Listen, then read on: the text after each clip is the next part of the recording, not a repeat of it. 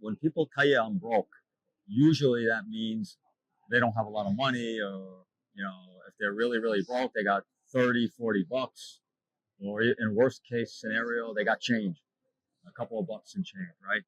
When I'm telling you I was broke, I was broke. Zero, not one penny. Now here I am. I am staying in an $800 a night suite. They're unlimited meals, drinking champagne, right? Ordering baked Alaska, and now I do not have 1 cent. So what am I going to do? You know, they didn't build Las Vegas on being idiots. I mean, so they're going to catch on to the fact that, sooner or later, I decided I was going to milk it while I decided what I was going to do, which means I was just going to hang out and just keep eating like a king, staying in an $800 a night suite. And then I have to, come up with some plan, because I had no money.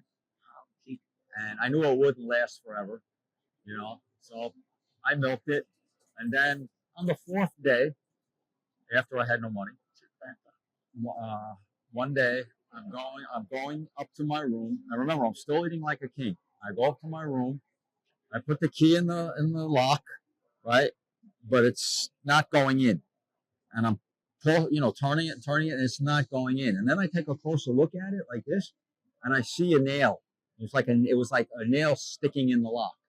And the term for that is called pinned, P-I-N, like a pin. I was pinned out of the room, right? That's what they do when they don't want you going back into your room. So, I wasn't surprised. I knew it was going to happen. I didn't know it was going to happen by that device. But there was a pin sticking in the lock, and the key wouldn't turn.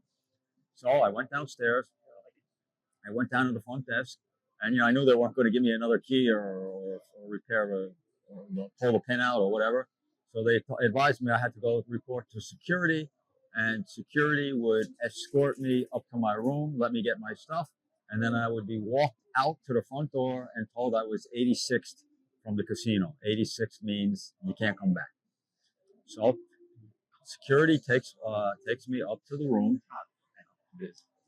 opens the door, right? I go in the room, he follows me in a room, and I gather up my one suitcase. I didn't have much, and walks me to the front door, and he says, "Kid, can't come back here anymore. You're 86, right?" So that's great. One thing I left out, or I don't remember saying this, is that, this is in midsummer. It was 115 degrees outside, right? And I got a suitcase, one little suitcase on wheels. It's 115, right? I'm wearing a white t-shirt and cut-off jeans, and everything else I have left is in the suitcase. So I have no money, zero.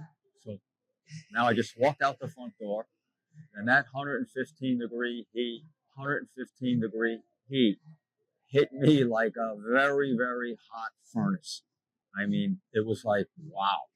And then all the thoughts of what I was going to do, the realization that I had no money, and this was like serious crap, right? So what can I do? Well, I can't call my parents, because my parents know that, I was a degenerate gambler. They knew I got thrown out of school many times. So that was a loose end, right? It was just not going to happen. And then, or I should say dead end, just not going to happen.